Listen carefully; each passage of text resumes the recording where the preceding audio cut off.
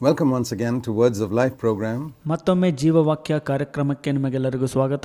We are studying through the Bible and we have come to the Gospel of John. ನಾವು ಸತ್ಯವೇದದ ಅಧ್ಯಯನ ಮಾಡುತ್ತಿದ್ದು ಈಗ ಯೋಹಾನನು ಬರೆದ ಸುವಾರ್ತೆಗೆ ಬಂದಿದ್ದೇವೆ. We don't have time to look at everything in this gospel. ಸುವಾರ್ತೆಯಲ್ಲಿರುವಂತಹ ಪ್ರತಿಯೊಂದು ನೋಡಲು ಸಮಯವಿಲ್ಲ. But looking at some of the major points. ಬಹು ಮುಖ್ಯವಾದ ಅಂಶಗಳನ್ನು ನೋಡಿಕೊಳ್ಳೋಣ. In John's Gospel chapter 4, ಯೋಹಾನನು ಬರೆದ ಸುವಾರ್ತೆ 4ನೇ ಅಧ್ಯಾಯದಲ್ಲಿ we read about a centurion, a royal official whose son was sick in Capernaum in verse 46. ಅರಮನೆಯ ಒಬ್ಬ ಪ್ರಧಾನನ ಮಗನು ಕಪೆರ್ನೌಮಿನಲ್ಲಿ ಅಸ್ವಸ್ಥನಾಗಿರುವ ಕುರಿತು 46ನೇ ವಚನದಲ್ಲಿ ಓದುತ್ತೇವೆ. And when he heard that Jesus was in Judea, he went and asked him to come and heal his son. ಯೇಸು ಯೂದಾಯದಲ್ಲಿರುವುದನ್ನ ಈತನು ತಿಳಿದುಕೊಂಡು ತನ್ನ ಮಗನನ್ನ ಸ್ವಸ್ಥ ಮಾಡುವಂತೆ ಯೇಸುವನ್ನ ಕರೆಯುತ್ತಾನೆ. And so Jesus just spoke a word to him saying, verse 50, go your way, your son lives. ನಿನ್ನ ಮಗನು ಬದುಕುತ್ತಾನೆ, ಹೋಗು ಎಂದು ಯೇಸು 50ನೇ ವಚನದಲ್ಲಿ ಹೇಳ್ತಾರೆ. Now the distance from Cana to Capernaum is only about 15 miles. ಕಾನಾದಿಂದ ಕೆಪೆರ್ನೌಮಿಗೆ ಕೇವಲ 15 ಮೈಲಿ, ಅಂದರೆ 24 ಕಿಲೋಮೀಟರ್ ಮಾತ್ರ. He came to Jesus at Cana. ಈತನು ಕಾನಾ ಊರಿನಲ್ಲಿ ಯೇಸುವಿನ ಬಳಿಗೆ ಬರ್ತಾನೆ. His home was in Capernaum. ಆತನ ಮನೆಯು ಕಪೆರ್ನೌಮಿನಲ್ಲಿರುತ್ತೆ. Now supposing your child is sick. ಒಂದು ವೇಳೆ ನಿಮ್ಮ ಮಗು ಅಸ್ವಸ್ಥಗೊಂಡಿತ್ತು ಅಂದರೆ, seriously sick, ಗಂಭೀರವಾಗಿ, and you travel 15 miles which may take about 5 hours. ನೀವು 24 ಕಿಲೋಮೀಟರ್ ಪ್ರಯಾಣ ಮಾಡುತ್ತೀರಿ, ಅದು 5 ತಾಸು ಹಿಡಿಬಹುದು. He probably had a chariot. Being a royal official, it would take even less than that. ಆತನು ಒಬ್ಬ ಅರಮನೆಯ ಪ್ರಧಾನನಾಗಿದ್ದರಿಂದ ಸ್ವಲ್ಪ ಕಡಿಮೆ ಅವಧಿ ತಗೊಂಡಿರಬಹುದು ಆ ಪ್ರಯಾಣ ಮಾಡಲಿಕ್ಕೆ. Taken 2-3 hours. 2-3 ತಾಸು ಅಷ್ಟೇ ತಗೊಂಡಿರಬಹುದು. And he met Jesus say 10 or 11 o'clock in the morning. ಆತನು ಯೇಸುವನ್ನ ಬೆಳಗ್ಗೆ 10 ಅಥವಾ 11 ಗಂಟೆಗೆ ಭೇಟಿಯಾಗಿರಬಹುದು. Actually it was 1 o'clock in the afternoon he met him. ಮಧ್ಯಾಹ್ನ 1 ಗಂಟೆಗೆ ಭೇಟಿಯಾದನು ಎಂಬುದಾಗಿ ಇಲ್ಲಿ ಮಾಹಿತಿ ಇದೆ. And Jesus says your son is well. ಯೇಸು ಹೇಳ್ತಾರೆ ನಿನ್ನ ಮಗನು ಆರೋಗ್ಯನಾಗಿದ್ದಾನೆ ಅಂತ. Now 1 o'clock in the afternoon you hear Jesus say that. ಮಧ್ಯಾಹ್ನ 1 ಗಂಟೆಗೆ ಯೇಸು ಆ ಮಾತನ್ನ ಹೇಳುವುದನ್ನ ನೀವು ನೋಡ್ತೀರಿ. You would want to rush back home. ನೀವು ಮನೆಗೆ ಓಡಿ ಹೋಗ್ತಿರುವಾಗ, so that at least by 4 or 5 o'clock in the evening you're home. 4 ಅಥವಾ 5 ಗಂಟೆ ಒಳಗೆ ನಿಮ್ಮ ಮನೆಯಲ್ಲಿ ಇರ್ತೀರಿ. But I want you to notice something. ಇಲ್ಲಿ ನೀವು ಒಂದು ಗುರುತಿಸಬೇಕು ಅಂತ ನಾನು ಬಯಸ್ತೇನೆ. He didn't do that. ಅದನ್ನು ಮಾಡಲಿಲ್ಲ ಆತನು. It says here, after Jesus said it, ಯೇಸು ಇದನ್ನು ಹೇಳಿದ ಕೂಡಲೇ the man believed the ಆ word. ಪ್ರಧಾನ ನಂಬ್ತಾನೆ. Verse 50. 50ನೇ ವಚನ. And started off. ಹೊರಟು ಹೋದನು ಇಲ್ಲಿ ಅಂತ ನೋಡ್ತೇವೆ. He went off to his house. ತನ್ನ ಮನೆಗೆ ಹೋಗ್ತಾನ ಅವನು. Then as he was going towards his house, ತನ್ನ ಮನೆಗೆ ಹೋಗುವ ಸಂದರ್ಭದಲ್ಲಿ his slaves met him ಆತನ ಆಳುಗಳು ಭೇಟಿ ಆಗ್ತಾರೆ. and said your son was living. ನಿನ್ನ ಮಗನು ಬದುಕಿಕೊಂಡನು ಅಂತ ಹೇಳ್ತಾರೆ. So he asked them, when did he get better? ಆತನು ಯಾವಾಗ ಸ್ವಸ್ಥ ಹೊಂದಿದನು ಅಂತ ಪ್ರಧಾನನು ಕೇಳ್ತಾನೆ. And they said to him, yesterday afternoon at 1 o'clock. ಮಧ್ಯಾಹ್ನ 1 ಗಂಟೆಗೆ ಆತನು ಸ್ವಸ್ಥಗೊಂಡನು ಎಂಬುದಾಗಿ ಹೇಳ್ತಾರೆ ಅವರು. The fever left him. ಆತನು ಯೇಸುವಿನಿಂದ ಹೊರಟ ನಂತರ ಆಗಿದ್ದು. And the father knew that was the same time, 1 o'clock in the afternoon, when Jesus told him your son lives. ನಿನ್ನ ಮಗನು ಬದುಕುತ್ತಾನೆಂದು ಯೇಸು ತನಗೆ ಹೇಳಿದ ತಾಸಿನಲ್ಲಿಯೇ ಅದಾಯಿತೆಂದು ತಂದೆ ತಿಳಿದುಕೊಳ್ಳುತ್ತಾನೆ. When was that? ಯಾವಾಗದು? Yesterday. ನಿನ್ನೆ. So he didn't go home the same day. ಆ ದಿನವೇ ಆ ಪ್ರಧಾನನು ಮನೆಗೆ ಬರಲಿಲ್ಲ. What was he doing for one whole day? ಒಂದು ದಿನ ಪೂರ್ತಿ ಏನು ಮಾಡ್ತಿದ್ದನಲ್ಲಿ? He must have gone and slept in an inn or something. ಆತನು ಗಟ್ಟಾದ ಎಲ್ಲೋ ಒಂದು ಕಡೆ ಮಲಗಿರಬಹುದು. Would you do that? ನೀವು ಅದನ್ನು ಮಾಡ್ತೀರಾ? What does that prove? ಅದು ಏನು ರುಜುವಾತು? That man was absolutely convinced his son was okay. ಆ ಮನುಷ್ಯನಿಗೆ ನಿಶ್ಚಯವಾಗಿತ್ತು ತನ್ನ ಮಗನು ಸ್ವಸ್ಥ ಹೊಂದುತ್ತಾನೆಂದು. See, you wouldn't go to sleep in a hotel unless you're sure your son is okay. ನಿಮ್ಮ ಮಗನು ಚೆನ್ನಾಗಿದ್ದಾನೆಂದು ತೋರಿಸೋವರೆಗೂ ನೀವು ಹೋಟೆಲ್ಗೆ ಹೋಗಿ ಮಲಗೋದಿಲ್ಲ. See, that is faith. ಅದು ನಂಬಿಕೆ. Faith is where you know when Jesus had said something, it's done. ನಂಬಿಕೆ ಅಂದ್ರೆ ಯೇಸು ಏನೋ ಒಂದು ಮಾತನ್ನು ಹೇಳ್ತಾರೆ, ಅದು ಆಗುತ್ತೆ ಅಂತ ತಿಳ್ಕೊಳ್ಳೋದು. It's an amazing example to me. ನನಗೊಂದು ದೊಡ್ಡ ಉದಾಹರಣೆ ಇದು. That he didn't rush home even though his home was only 15 miles away. ಆತನ ಮನೆಯು ಕೇವಲ 15 ಮೈಲಿ ಇದ್ದರೂ ಸಹ ಬೇಗ ಮನೆಯನ್ನು ತಲುಪಲಿಲ್ಲ ಹೋಗಿ. He could relax, sleep the night. ಆತನು ಆರಾಮಾಗಿ ನಿದ್ರೆ ಮಾಡಿದನು ರಾತ್ರಿ. Only the next day on the way home his servants tell him yesterday the son was healed. ಮರುದಿನ ಆತನು ಗಟ್ಟ ಹಿಡಿದು ತನ್ನ ಊರಿಗೆ ಹೋಗಬೇಕಾದ್ರೆ ಆಳುಗಳು ಬಂದು ಹೇಳ್ತಾರೆ ನಿನ್ನ ಮಗನು ಬದುಕಿದನು ಅಂತ. It's a great example of faith. ನಂಬಿಕೆಗೆ ದೊಡ್ಡ ಉದಾಹರಣೆ ಇದು. In these little things in scripture you find how our faith is challenged. ವಚನಗಳಲ್ಲಿನ ಈ ಸಣ್ಣ ಸಣ್ಣ ವಿಷಯಗಳು ನಮ್ಮ ನಂಬಿಕೆಯನ್ನು ಹೇಗೆ ಸವಾಲುಗೊಳಿಸುತ್ತವೆ ಎಂಬುದನ್ನು ಎಂಬುದನ್ನು ನೋಡಿರಿ. In John chapter 6, ಯೋಹಾನ 6ನೇ ಅಧ್ಯಾಯ, we read some words that Jesus spoke. ಯೇಸು ಮಾತನಾಡಿದಂತ ಕೆಲವು ಮಾತುಗಳನ್ನು ನೋಡ್ತೇವೆ. Verse 37 for example. ಉದಾಹರಣೆಗೆ 37ನೇ ವಚನ, all that the Father gives to me shall come to me, No one who comes to me will I cast out. ತಂದೆಯು ನನಗೆ ಕೊಡುವಂತವರೆಲ್ಲರೂ ನನ್ನ ಬಳಿಗೆ ಬರುವರು ಮತ್ತು ನನ್ನ ಬಳಿಗೆ A lot ಬರುವಂತವರನ್ನು of ನಾನು people ತಳ್ಳಿಬಿಡುವುದಿಲ್ಲ. are in the business of trying to get more and more people into their church. ಅನೇಕರು ತಮ್ಮ ಸಭೆಗೆ ಹೆಚ್ಚಿನ ಸಂಖ್ಯೆಯಲ್ಲಿ ಜನರನ್ನ ಕರೆತರಬೇಕು ಅಂತ ಬಯಸ್ತಾರೆ. Even trying to grab people from other churches, which is called sheep stealing, into their church. ಇನ್ನು ಕೆಲವೊಮ್ಮೆ ಬೇರೆ ಸಭೆಗಳಲ್ಲಿರುವಂತ ಜನರನ್ನ ತಮ್ಮ ಸಭೆಗೆ ಎಳೆಯುವಂತ ಪ್ರಯತ್ನ ಮಾಡ್ತಾರೆ, ಕುರಿ ಕಳ್ಳತನ ಮಾಡೋ ರೀತಿಯಲ್ಲಿ ಇರುತ್ತದು. Now, I've been in the church planning ministry for 30 years. ನಾನು ಸಭೆಗಳನ್ನ ಕಟ್ಟುವಂತ ಸೇವೆಯಲ್ಲಿ 30 ವರ್ಷದಿಂದ ಇದ್ದೇನೆ. And we planted a number of churches. ಅನೇಕ ಸಭೆಗಳನ್ನ ಸ್ಥಾಪನೆ ಮಾಡಿದೆವು ಕೂಡ. Not once in these 30 years have I ever been even interested in getting somebody out of another church into our ಈ church. 30 ವರ್ಷದಲ್ಲಿ ನಾನು ಬೇರೆ ಸಭೆಯಿಂದ ನಮ್ಮ ಸಭೆಗೆ ಜನರನ್ನು ಎಳೆಯುವಂತ ಪ್ರಯತ್ನದಲ್ಲಿ ಆಸಕ್ತಿ ಕೂಡ ನನಗಿಲ್ಲ. I have never believed that our church is the best church in ನಾನು India, ನಂಬೋದಿಲ್ಲ ಇಡೀ ಭಾರತ ದೇಶದಲ್ಲಿ ನಮ್ಮ ಸಭೆ ಉತ್ತಮವಾದದ್ದು ಅಂತ. or that there are no good believers in other churches, ಬೇರೆ ಸಭೆಗಳಲ್ಲಿ ಒಳ್ಳೆ ವಿಶ್ವಾಸಿಗಳು ಇಲ್ಲ ಅಂತ ನಾನು or ನಂಬೋದಿಲ್ಲ. there are no good pastors in India. ಭಾರತದಲ್ಲಿ ಒಳ್ಳೆ ಪಾಸ್ಟರ್ಗಳಿಲ್ಲ ಅಂತ I ನಂಬೋದಿಲ್ಲ. never believed these things. ನಾನು ನಂಬೋದಿಲ್ಲ ಈ ವಿಷಯಗಳಲ್ಲಿ. I believe there are many good believers in many ಬೇರೆ denominations. ಬೇರೆ ಸಭೆಗಳಲ್ಲಿ ಮತ್ತು ಗುಂಪುಗಳಲ್ಲಿ ಅನೇಕ ಒಳ್ಳೆಯ I think ವಿಶ್ವಾಸಿಗಳಿದ್ದಾರೆ. there are some fine believers in the Roman Catholic Church too. Roman Catholic ಸಭೆಗಳಲ್ಲೂ ಕೂಡ ಒಳ್ಳೆಯ You may not ವಿಶ್ವಾಸಿಗಳಿದ್ದಾರೆ. agree with me, but I believe. ಅವ್ರು ನನ್ನೊಟ್ಟಿಗೆ ಒಪ್ಕೊಳ್ಳದೆ ಇರಬಹುದು, ಆದ್ರೆ ನಾನು I ನಂಬ್ತೇನೆ. don't agree with their doctrine. ಅವರ ಸಿದ್ಧಾಂತಗಳು ನಾನು ಒಪ್ಕೊಳ್ಳೋದಿಲ್ಲ. Doctrine is a head problem. ಸಿದ್ಧಾಂತವು ಬುದ್ಧಿಯ ಸಮಸ್ಯೆ, Conversion is a heart matter. ಪರಿವರ್ತನೆ ಹೃದಯದ And ವಿಷಯ. some people whose head is wrong, their heart is right. ಕೆಲವರ ವಿಷಯದಲ್ಲಿ ಬುದ್ಧಿ ತಪ್ಪಾಗಿರುತ್ತೆ, ಹೃದಯ Just like ಸರಿಯಾಗಿರುತ್ತೆ. some people who have their doctrines right in their head, their heart is all wrong. ಇನ್ನು ಕೆಲವರ ಬುದ್ಧಿಯಲ್ಲಿ ಸಿದ್ಧಾಂತ ಸರಿ ಇರುತ್ತೆ, ಆದ್ರೆ ಹೃದಯ ತಪ್ಪಾಗಿರುತ್ತೆ. Don't you know people whose doctrines are all correct but who live immoral lives? ಕೆಲವು ಜನಗಳ ಸಿದ್ಧಾಂತವು ಸರಿ ಇರುತ್ತೆ, ಆದ್ರೆ ಅವರು ನೈತಿಕವಾಗಿ ಬದುಕ್ತಾ ಇರೋದಿಲ್ಲ. God is no respecter of persons, ದೇವರು ಪಕ್ಷಪಾತಿ ಅಲ್ಲ. and He has got His people in every denomination, ದೇವರು ತಮ್ಮ ಜನರನ್ನ ಎಲ್ಲಾ ಗುಂಪಿನಲ್ಲಿ ಹೊಂದಿದ್ದಾರೆ. not in the cult, ತಪ್ಪು ಸಿದ್ಧಾಂತದ ಪಂಥಗಳಲ್ಲಿ but ಅಲ್ಲ, in the denominations. ಗುಂಪುಗಳಲ್ಲಿ. And no church can say we are the best ಯಾವ church. ಸಭೆಯು ಈ ರೀತಿ ಹೇಳಿಕ್ಕಾಗಲ್ಲ ನಮ್ಮ ಸಭೆ ಉತ್ತಮವಾದದ್ದು ಅಂತ. Nobody can tell other people you must join our church. ನೀವು ನಮ್ಮ ಸಭೆಗೆ ಸೇರಿ ಅಂತ ಯಾರು ಹೇಳಬಾರದು. If you trust in God, ನೀವು ದೇವರಲ್ಲಿ ಭರವಸೆ ಇಟ್ರೆ you'll believe what Jesus says here. ಯೇಸು ಹೇಳಿದ್ದನ್ನ ನೀವು ನಂಬ್ತಿರಲಿ. Those whom the Father gives me will come to me. ತಂದೆಯು ನನಗೆ ಕೊಡುವಂತವರೆಲ್ಲರೂ ನನ್ನ ಬಳಿಗೆ ಬರುವರು. I have seen that in 30 years from every part of the world, not only ನಾನು India. ಭಾರತ ದೇಶದಲ್ಲಿ ಮಾತ್ರ ಅಲ್ಲ, ಲೋಕದ ಪೂರ್ತಿ ಕಳೆದ 30 ವರ್ಷದಲ್ಲಿ Those ನೋಡಿದ್ದೀನಿ. whom the Father says, I want you to help these people. ತಂದೆಯು ಜನರಿಗೆ ಹೇಳ್ತಾರೆ, ನೀನು ನನಗೆ ಬೇಕು, ಈ ಜನರಿಗೆ ಸಹಾಯ God ಮಾಡಲು will bring ಅಂತ. them ದೇವರವರನ್ನು to me. ಕರೆತರ್ತಾರೆ ನನ್ನ ಬಳಿಗೆ, And then I can help them. ನಾನು ಅವರಿಗೆ ಸಹಾಯ ಮಾಡ್ತೀನಿ. And if that's only 10 people, ಅದು 10 ಜನ ಇರಬಹುದು, that's all I want. ಅಷ್ಟೇ ಸಾಕು ನನಗೆ. Jesus got only 12 and He was happy with that. ಯೇಸು 12 ಜನರನ್ನು ಹೊಂದ್ಕೊಂಡಿದ್ರು, ಅದರಲ್ಲೇ Why do ಸಂತೋಷವಾಗಿದ್ರು. we want 1 lakh ಯಾಕೆ 1 ಲಕ್ಷ ಬೇಕು ನಮಗೆ in our church? ನಮ್ಮ ಸಭೆಯಲ್ಲಿ? No, 12 are enough if that's all God gives us. 12 ಜನ ದೇವ್ರು ಕೊಟ್ಟಿದ್ದಾರೆ, ಅಷ್ಟೇ ಸಾಕು ನಮಗೆ. So your life will be at rest when you believe this ಈ verse. ಮಾತುಗಳನ್ನ ನೀವು ನಂಬೋದಾದರೆ ನಿಮ್ಮ ಜೀವಿತವು ವಿಶ್ರಾಂತಿಯಿಂದ Every ಕೂಡಿರುತ್ತೆ. single person whom the Father gives me will come to me. ತಂದೆಯು ನನಗೆ ಕೊಟ್ಟಿರುವಂತ ಪ್ರತಿಯೊಬ್ಬರು ನನ್ನ ಬಳಿಗೆ ಬರ್ತಾರೆ. You don't have to be afraid. ನೀವು ಭಯಪಡೋ ಅವಶ್ಯಕತೆ ಇಲ್ಲ. And those are the only people you'll be able to help. ಅಂತಹ ಜನರಿಗೆ ನೀವು ಸಹಾಯ ಮಾಡಬಹುದು. When you try to build a big church just to get a name for yourself, ನೀವು ನಿಮ್ಮ ಹೆಸರಿಗಾಗಿ ದೊಡ್ಡ ಸಭೆಯನ್ನು ಸ್ಥಾಪಿಸುವಾಗ, and you want to show that you are a great man of ನೀವು God, ದೊಡ್ಡ ದೈವಿಕ ಮನುಷ್ಯ ಅಂತ ತೋರಿಸುವಾಗ there'll be no anointing in your life. ನಿಮ್ಮ ಜೀವಿತದಲ್ಲಿ ಅಭಿಷೇಕ ಇರುವುದಿಲ್ಲ. We must work like Jesus. ಯೇಸು ಕಾರ್ಯ ಮಾಡಿದ ರೀತಿಯಲ್ಲಿ ನೀವು ಮಾಡಬೇಕು. Be satisfied with 12 if that's all God wants you to have. ದೇವರು 12 ಜನರನ್ನ ನಿಮಗೆ ಕೊಟ್ಟರೆ ಅದರಲ್ಲೇ ತೃಪ್ತರಾಗಿರ್ರಿ. I've been in a Christian 47 years. ನಾನು 47 ವರ್ಷಗಳಿಂದ ಕ್ರೈಸ್ತನಾಗಿದ್ದೇನೆ. And I say I'm perfectly happy if God gives me only 12 people. ನನಗೆ 12 ಜನ ದೇವರು ಕೊಟ್ಟರೆ ಅದರಲ್ಲೇ ಸಂತೋಷ ನನಗೆ. Because Jesus is my example. ಯೇಸು ನನಗೆ ಉದಾಹರಣೆ. I'm not in competition with any church in the whole world. ಇಡೀ ಲೋಕದಲ್ಲಿ ನಾನು ಬೇರೆ ಸಭೆಯೊಟ್ಟಿಗೆ ಸ್ಪರ್ಧೆಗೆ ಇಳಿದಿಲ್ಲ. If God has ordained 12 people for me to serve, I will not get 11. I'll get all 12. ದೇವರು ನನಗೆ ಸೇವೆ ಮಾಡಲು 12 ಜನರನ್ನ ಕೊಟ್ಟಿದ್ದೆ, ಆದ್ರೆ ನಾನು 12 ಜನರನ್ನ ಪಡ್ಕೊಳ್ತೀನಿ, 11 ಜನರನ್ನ If ಪಡ್ಕೊಳ್ಳೋದಿಲ್ಲ. God has ordained 5,211 ಒಂದು people, ವೇಳೆ ದೇವರು ನನಗೆ 5,211 ಜನರನ್ನ I will ನೇಮಕ not get ಮಾಡಿದ್ರೆ one less than that. ಅದಕ್ಕಿಂತ ಕಡಿಮೆ ನಾ ಪಡ್ಕೊಳ್ಳೋದಿಲ್ಲ. And I don't want one more. ನನಗೆ ಹೆಚ್ಚಿಗೆನೂ ಕೂಡ ಬೇಕಾಗಿಲ್ಲ. Only those whom the Father has given to me. ತಂದೆಯು ನನಗೆ ಕೊಟ್ಟಿರುವಂತದ್ದು ಸಾಕು, That's all I want. ಅಷ್ಟೇ ಸಾಕು.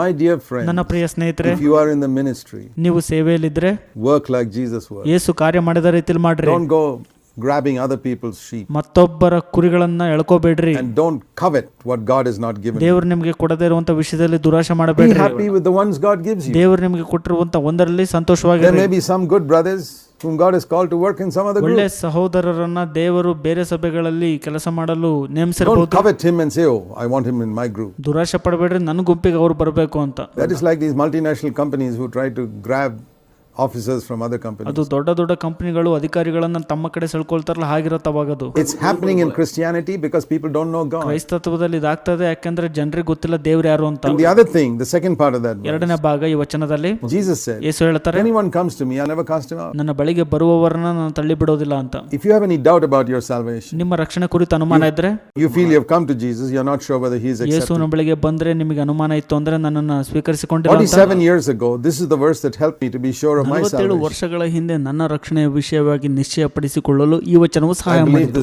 ಈ ವಚನವನ್ನು ನಂಬ್ತೆ ನಾನು. For 6 years I was tossed about. 6 ವರ್ಷಗಳ ಕಾಲ ನಾನು ಕಲಕುವವನಾಗಿದ್ದೆ. Then one day I believed this ಒಂದು word. ದಿನ ಈ ವಚನವನ್ನು ನಂಬಿದೆ. I have come to Jesus. ಯೇಸುವಿನ ಬಳಿಗೆ ಬಂದೆ. I believe he has not cast me out. ನನ್ನನ್ನು ತಳ್ಳಿ ಬಿಡೋದಿಲ್ಲ ಅಂತ ನಂಬಿದೆ. It's like a ship dropping an anchor. I never drifted after that ಹಡಗಿಗೆ day. ಲಂಗರು ಹೇಗೋ ಹಾಗೆ ನಾನು ಕೂಡ ಈ ವಚನವನ್ನು ಪಡೆದುಕೊಂಡ ದಿನದಿಂದ ಜಾರಿ ಬೀಳಲಿಲ್ಲ. Then another wonderful verse is verse 38. 38ನೇ ವಚನ ಬಹಳ ಅದ್ಭುತವಾದದ್ದು.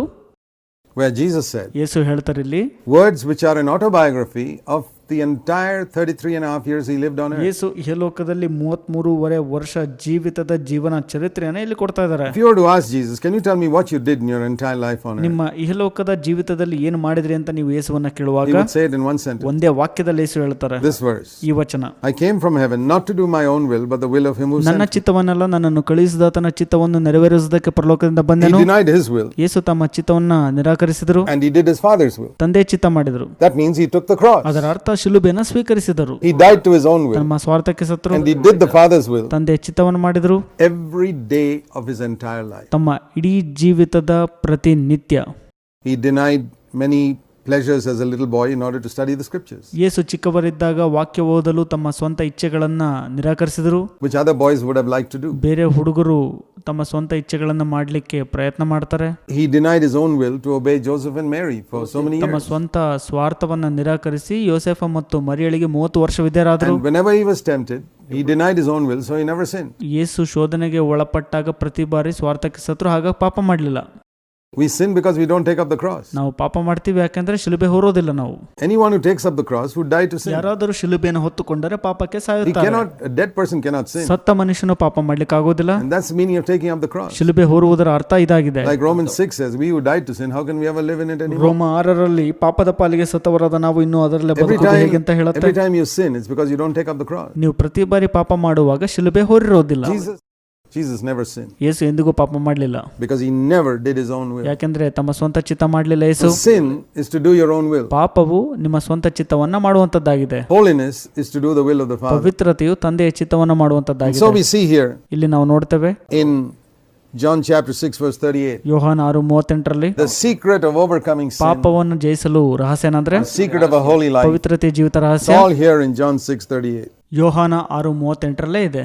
and one part of the will of the Father ತಂದೆಯ ಚಿತ್ತದ ಒಂದು ಭಾಗ was to save people from sin, ಜನರನ್ನು ಪಾಪದಿಂದ ರಕ್ಷಿಸುವಂತದ್ದು, and to preserve them. ಅವರನ್ನು ಕಾಪಾಡುವಂತದ್ದು. and he says, all those whom the Father has given me, verse 39, I must lose nothing but raise them up on the last day. ತಂದೆಯು ನನಗೆ ಕೊಟ್ಟವರಲ್ಲಿ ಒಬ್ಬನನ್ನು ನಾನು ಕೆಳಗೋಡಿಸದೆ ಅವನನ್ನು ಕಡೆ ದಿನದಲ್ಲಿ ಎಬ್ಬಿಸಬೇಕೆಂಬುದು. this is perfect eternal security, ನಿತ್ಯತ್ವದ ಭದ್ರತೆ ಇದಾಗಿದೆ. that Jesus keeps us. ಯೇಸು ನಮ್ಮನ್ನು ಕಾಪಾಡ್ತಾರೆ. that's why I know I will never be lost. ನಾನು ಕಳೆದು ಹೋಗುವುದಿಲ್ಲ ಅಂತ ಹೀಗೆ ನಂಗೆ ಗೊತ್ತಾಗುತ್ತೆ. my confidence is not in myself, ನನ್ನ ಭರವಸೆಯು ನನ್ನಲ್ಲಿಲ್ಲ.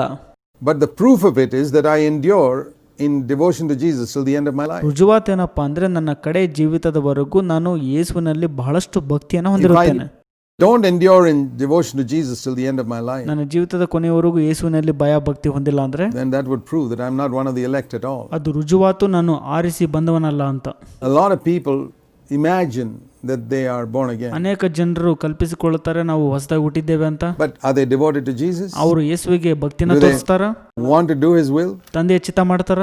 do they want to follow him? ಆತನನ್ನು ಹಿಂಬಾಲಿಸ್ತಾರ? have they got the same life that he has? ಯೇಸು ಹೊಂದಿದಂತ ಜೀವಿತವನ್ನೇ ಹೊಂದಿದ್ದಾರೆ ಅವರು. when we say we are born again, ನಾವು ಹೊಸದಾಗಿ ಹುಟ್ಟಿದೀವಿ ಅಂತ ಹೇಳುವಾಗ, we are saying just like in our first birth we got a life from our parents. ನಮ್ಮ ಪೋಷಕರಿಂದ ಹೇಗೆ ಹುಟ್ಟನ್ನ ಪಡ್ಕೊಂಡಿರ್ತೀವಲ್ಲ ಹಾಗಿರ್ತೇವೆ. born again means now I got another birth and I got a life from God. ಹೊಸದಾಗಿ ಹುಟ್ಟೋದು ಅಂದ್ರೆ ನನಗೆ ಇನ್ನೊಂದು ಹುಟ್ಟು, ಅದು ದೇವರಲ್ಲಿ. And just like the life I got from my parents was not the life of a snake or a dog. ಅದು ಯಾವ ತರಪ್ಪ ಅಂದ್ರೆ ನನ್ನ ಪೋಷಕರಿಂದ ಹೊಂದಿದಂತ ಜೀವಿತವು ನಾಯಿ ರೀತಿಯಲ್ಲಿ ಅಥವಾ ಹಾವಿನ ರೀತಿ It was the life ಇರೋದಿಲ್ಲ, of a human being. ಅದು ಮಾನವನ ರೀತಿ ಇರುತ್ತೆ. When I was born again, the life I got was the life of God, ನಾನು ಹೊಸದಾಗಿ ಹುಟ್ಟಿದಾಗ ದೇವರ ಜೀವಿತವನ್ನು ಹೊಂದಿರುತ್ತೇನೆ, the life of Christ. ಕ್ರಿಸ್ತನ ಜೀವಿತವನ್ನು ಹೊಂದಿರುತ್ತೇನೆ. And that is not to do my own will, but the will of the Father. ಅದರ ಅರ್ಥ ನನ್ನ ಚಿತ್ತ ಮಾಡೋದಲ್ಲ, ತಂದೆಯ ಚಿತ್ತ ಮಾಡುವುದಾಗಿದೆ.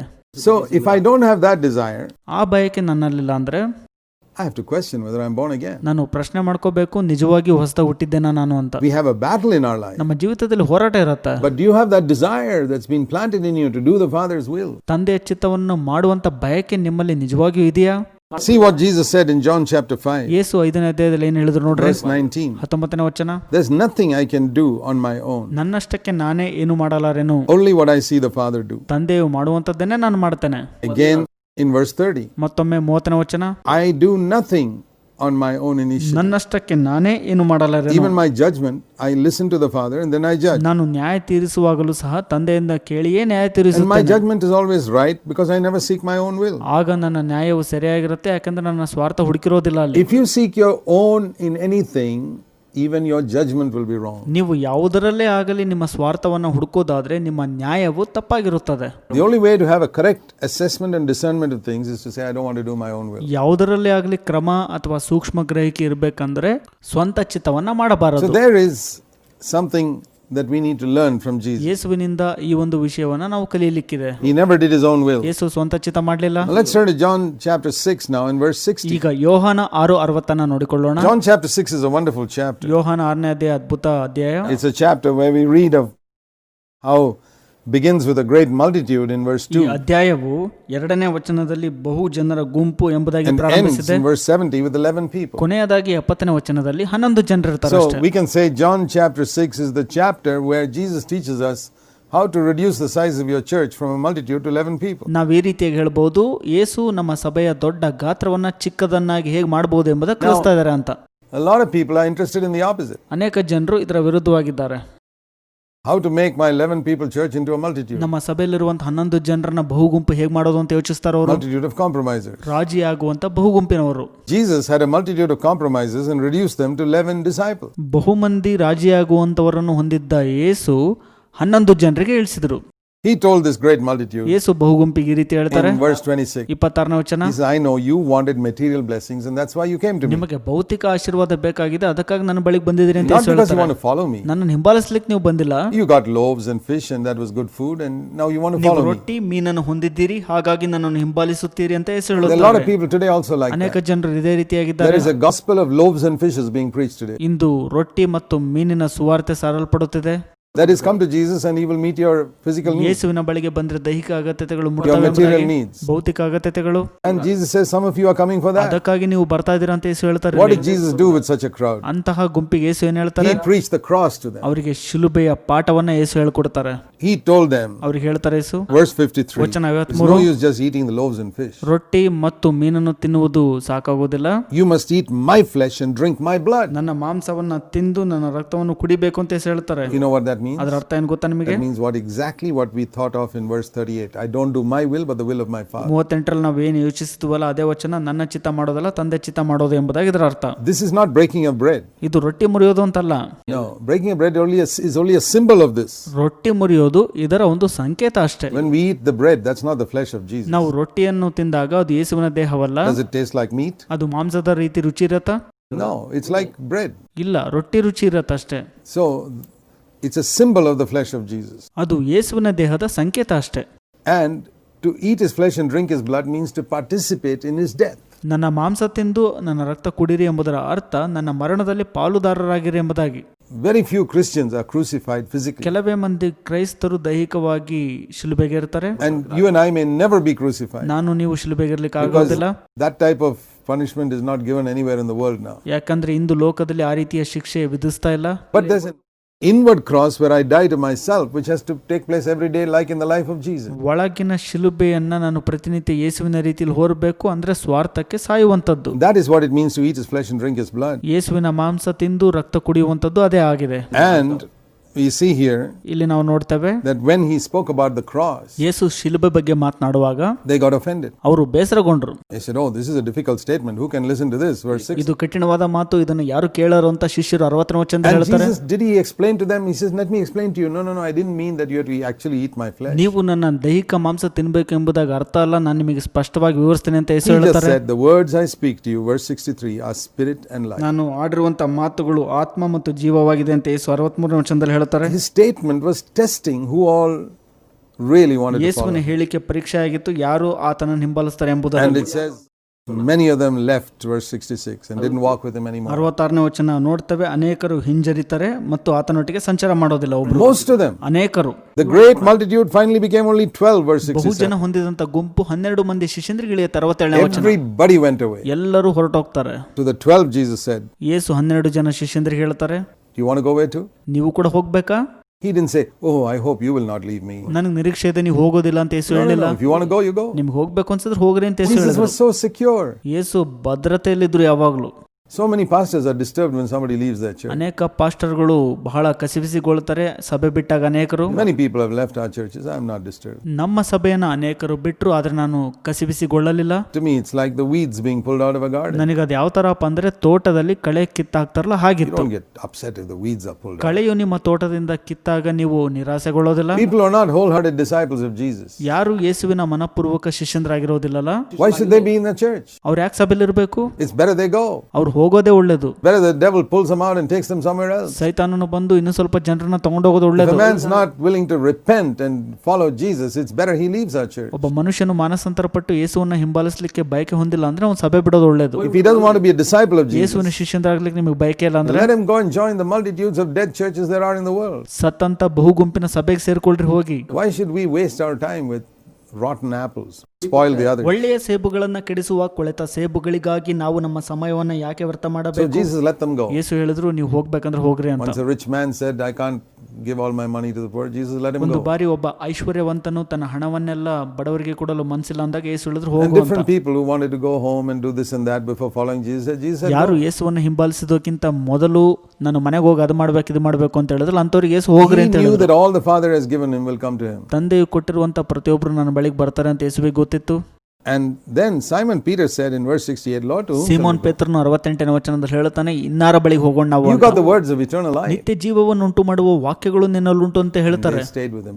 Peter was rebuked, saying, "Get behind me, ಸೈತಾನನೇ Satan." ಇಲ್ಲಿಂದ ತೊಲಗಿ ಹೋಗು ಎಂಬ ಯೇಸುವಿನ ಮಾತಿನಿಂದ ಪೇತ್ರನು He calls that ಗದರಿಸಲ್ಪಡ್ತಾನೆ. the words of eternal ಆ life. ವಾಕ್ಯವು ನಿತ್ಯ ಜೀವವನ್ನು ಉಂಟು ಮಾಡುವ ವಾಕ್ಯ ಎಂಬುದಾಗಿ ಆತನು ಹೇಳ್ತಾನೆ. And Jesus said, "Is one of you still a devil?" ನಿಮ್ಮಲ್ಲಿ ಒಬ್ಬನು ಸೈತಾನನ ಮಗನಾಗಿದ್ದಾನೆ ಅಂತ ಯೇಸು But he ಹೇಳ್ತಾರೆ. didn't drive him out. ಆತನನ್ನ ಹೊರದಬ್ಲಿಲ್ಲ ಯೇಸು. One day Judas Iscariot fell away on his own. ಒಂದು ದಿನ ಯೂದನು ತಾನಾಗೆ ಬೀಳ್ತಾನೆ. You know, in the church, we don't drive out people. ನಿಮಗೆ ಗೊತ್ತಾ, ಸಭೆಯಲ್ಲಿ ನಾವು ಜನರನ್ನ ಹೊರದಬೋದಿಲ್ಲ. They live in sin and they don't ಅವರು repent. ಪಾಪದಲ್ಲಿ ಬಿದ್ದು ಮನಸ್ಸಂತರ We ಪಡಲಿಲ್ಲ ಅಂದ್ರೆ discipline them ಅವರನ್ನ ಶಿಸ್ತುಪಡಿಸ್ತೇವೆ for a period. ಒಂದು ಅವಧಿ ಮಟ್ಟಿಗೆ. Say you can't come to the church, ನೀವು ಸಭೆಗೆ ಬರ್ಲಿಕ್ಕೆ ಆಗೋದಿಲ್ಲ ಅಂತ till you ಹೇಳ್ತೀವಿ. repent. ಮನಸ್ಸಂತರ ಪಡೋವರೆಗೂ Then you can come back. ನಂತರ ಬರ್ಬೋದು. But we don't drive people out permanently ಆದ್ರೆ ನಾವು ಶಾಶ್ವತವಾಗಿ ಜನರನ್ನ ಹೊರದಬೋದಿಲ್ಲ ಸಭೆಯಿಂದ. unless they don't want to be with us. ನಮ್ಮೊಟ್ಟಿಗೆ ಅವರು ಇರಲು ಇಷ್ಟಪಡಲಿಲ್ಲ ಅಂದ್ರೆ ಮಾತ್ರ ಹೊರಗೆ ಹೋಗ್ಬೋದು ಅಂತ ಹೇಳ್ತೀವಿ. Always there is hope. ಯಾವಾಗ್ಲೂ ನಿರೀಕ್ಷೆ ಅನ್ನುವಂಥದ್ದಿರತ್ತೆ. And Jesus did not drive out Judas Iscariot. ಯೇಸು ಇಸ್ಕರಿಯೋತ ಯೂದನನ್ನ ಹೊರದಬ್ಲಿಲ್ಲ. ಹಾಗಾಗಿ Even the multitude, he didn't drive them out. They went away on their own in verse 66. ಬಹು ಗುಂಪನ್ನ ಯೇಸು ಹೊರದಬ್ಲಿಲ್ಲ, ಅವರಾಗೆ ಹೋದ್ರು. 66ನೇ ವಚನದಲ್ಲಿ Jesus' arms were always open. ಯೇಸುವಿನ ತೋಳುಗಳು ಯಾವಾಗಲೂ But ತೆರೆಯಲ್ಪಟ್ಟಿರುತ್ತೆ. his standards were high. ಆತನ ಗುಣಮಟ್ಟ ಉನ್ನತ ಮಟ್ಟದ್ದು. That's how it must be in our church. ನಮ್ಮ ಸಭೆಯಲ್ಲೂ ಕೂಡ ಅದೇ ರೀತಿ Our arms must be ನಮ್ಮ open. ತೋಳುಗಳು ತೆರೆಯಲ್ಪಟ್ಟಿರಬೇಕು Everybody. ಪ್ರತಿಯೊಬ್ಬರಿಗೆ. But our standards must be very ಆದ್ರೆ high. ನಮ್ಮ ಗುಣಮಟ್ಟವು That ಉನ್ನತದಲ್ಲಿರಬೇಕು. doesn't mean that a person who comes into the kindergarten must immediately reach that high standard. ಅದರ ಅರ್ಥ ಒಬ್ಬ ಅಂಗನವಾಡಿ ಮಟ್ಟದಿಂದ ಬಂದಿದ್ದ ಅಂದ್ರೆ ತಕ್ಷಣಕ್ಕೆ ಉನ್ನತ ಮಟ್ಟಕ್ಕೆ ಏರೋದಿಲ್ಲ. ಇಲ್ಲ. We say, are you willing to come up to that standard? ನೀವು ಉನ್ನತ ಮಟ್ಟಕ್ಕೆ ಬರ್ಲಿಕ್ಕೆ ನಿಮಗೆ ಮನಸ್ಸಿದೆಯಾ? That is how it must be in the church. ಸಭೆಯಲ್ಲಿ ಆ ರೀತಿಯಾಗಿರ್ಬೇಕು. In John chapter 7, ಯೋಹಾನ 7ನೇ ಅಧ್ಯಾಯ we read of a feast that was coming up and the disciples asked Jesus, "Are you going there?" ಅಲ್ಲಿ ಒಂದು ಜಾತ್ರೆ ಬರ್ಲಿಕ್ಕಿರುತ್ತೆ. ಶಿಷ್ಯಂದ್ರು ಕೇಳ್ತಾರೆ ಯೇಸುವಿಗೆ, ನೀನು ಅಲ್ಲಿ ಹೋಗ್ತೀಯಾ ಅಂತ. He said no. ಯೇಸು ಇಲ್ಲ ಅಂತ ಹೇಳ್ತಾರೆ. Jesus didn't want to go there, verse 1, because people are trying to ಒಂದನೇ kill him. ವಚನದಲ್ಲಿ ಯೇಸು ಅಲ್ಲಿ ಹೋಗ್ಲಿಕ್ಕೆ ಇಷ್ಟಪಡೋದಿಲ್ಲ, ಯಾಕಂದ್ರೆ ಜನರು ಕೊಲ್ಲಲು There's no ನೋಡ್ತಿರ್ತಾರೆ. virtue in going to a place where people are trying to kill you. ಜನರು ನಿಮ್ಮನ್ನು ಕೊಲ್ಲುತ್ತಾರೆ ಎಂಬಂತ ಸ್ಥಳಕ್ಕೆ ಹೋಗುವುದರಲ್ಲಿ ಅರ್ಥ ಇಲ್ಲ. He said, "I'm not going." ಯೇಸು ಹೇಳ್ತಾರೆ ಅಲ್ಲಿ ಹೋಗೋದಿಲ್ಲ ನಾನು So ಅಂತ. that his brothers went on their own. ಆತನ ಅಣ್ಣ ತಮ್ಮಂದ್ರು ಹೋಗ್ತಾರೆ. But after they went, ಅವ್ರು ಹೋದ ನಂತರ it says in verse 10, he himself also went. 10ನೇ ವಚನದಲ್ಲಿ ನೋಡ್ತೇವೆ ಯೇಸು ಕೂಡ ಹೋಗ್ತಾರೆ. Why was that? ಯಾಕದು? Because Jesus lived by moment direction from his Father. ಯಾಕಂದ್ರೆ ಯೇಸು ಕ್ಷಣದಿಂದ ಕ್ಷಣಕ್ಕೆ ತಂದೆಯ ಮಾರ್ಗದರ್ಶನ When his ನೋಡ್ತಿದ್ರು. brothers asked him, are you going to the feast? ನೀವು ಜಾತ್ರೆಗೆ ಹೋಗ್ತೀರಾ ಅಂತ ಆತನ ಅಣ್ಣ ತಮ್ಮಂದ್ರು He ಕೇಳಿದಾಗ hadn't got any directions from his father. ಯೇಸುವಿಗೆ ತಂದೆಯ ಮಾರ್ಗದರ್ಶನ ಇದ್ದಿಲ್ಲ. He said, no, I've got no directions from my father. ತಂದೆಯ ಮಾರ್ಗದರ್ಶನ ಸದ್ಯಕ್ಕೆ ನನಗಿಲ್ಲ, ಹಾಗಾಗಿ ನಾನು ಹೋಗೋದಿಲ್ಲ ಅಂತ ಹೇಳ್ತಾರೆ. After they left, ಅವ್ರು ಹೋದ ನಂತರ 5 minutes later, 5 ನಿಮಿಷ ನಂತರ father said, go. ತಂದೆ ಹೇಳ್ತಾರೆ ನೀನು ಹೋಗು ಅಂತ. So Jesus didn't tell a lie. ಯೇಸು ಸುಳ್ಳು ಹೇಳ್ತಾ ಇಲ್ಲ ಅಲ್ಲಿ. He lived by moment. ಯೇಸು ಕ್ಷಣದಿಂದ ಕ್ಷಣಕ್ಕೆ ಜೀವಿಸಿದರು. He said in verse 6, my time has not come. 6ನೇ ವಚನದಲ್ಲಿ ಹೇಳ್ತಾರೆ ಯೇಸು ನನ್ನ ಸಮಯ ಬಂದಿಲ್ಲ You ಅಂತ. folks are always ready. You can do what you ನೀವು like. ಸಿದ್ಧವಾಗಿದ್ದೀರಿ, ಯಾವಾಗ ಬೇಕಾದ್ರೂ ಏನ್ ಬೇಕಾದ್ರೂ ಮಾಡಬಹುದು ಅಂತ ಯೇಸು ಹೇಳ್ತಾರೆ That's ಅವರಿಗೆ. why he went after his brothers. ಅದಕ್ಕಾಗಿ ಆತನ ಅಣ್ಣ ತಮ್ಮಂದ್ರು ಹೋದ ನಂತರ Sometimes ಯೇಸು God ಹೋಗ್ತಾರೆ. doesn't allow us to go with other people. ಕೆಲವೊಮ್ಮೆ ದೇವರು ಬೇರೆ ಜನರೊಟ್ಟಿಗೆ ಹೋಗಲು ನಮ್ಮನ್ನು ಅನುಮತಿಸೋದಿಲ್ಲ. He knows the entire 6 hour or 12-hour journey they'll be talking all ಯಾಕಂದ್ರೆ useless ಜನರು ಆ ಪ್ರಯಾಣ ಮಾಡುವಂತ 6 ಅಥವಾ 12 ತಾಸು ಪ್ರಯೋಜನಕ್ಕೆ ಬರದ ಮಾತಾಡ್ತಾರೆ stuff. ಅಂತ The Lord ಗೊತ್ತು. doesn't want us to mingle with people who are just going to waste our ನಾವು time. ಸಮಯವನ್ನು ವ್ಯರ್ಥ ಮಾಡುವಂತ ಜನರೊಟ್ಟಿಗೆ ಸೇರ್ಕೋಬಾರದು ಅಂತ ದೇವರು ಬಯಸುತ್ತಾರೆ. That's why the Father did not allow Jesus to go. ಅದಕ್ಕಾಗಿ ತಂದೆಯು ಯೇಸುವನ್ನು ಆತನ ಅಣ್ಣ ತಮ್ಮಂದರೊಟ್ಟಿಗೆ ಹೋಗಲು ಅನುಮತಿಸಲಿಲ್ಲ. Good to listen to the Father in little things. ಸಣ್ಣ ವಿಷಯಗಳಲ್ಲೂ ಕೂಡ ತಂದೆಯ ಮಾತನ್ನ ಕೇಳಿಸಿಕೊಳ್ಳೋದು ಒಳ್ಳೆಯದು. God bless you. ದೇವರು ನಿಮ್ಮನ್ನು ಆಶೀರ್ವದಿಸಲಿ.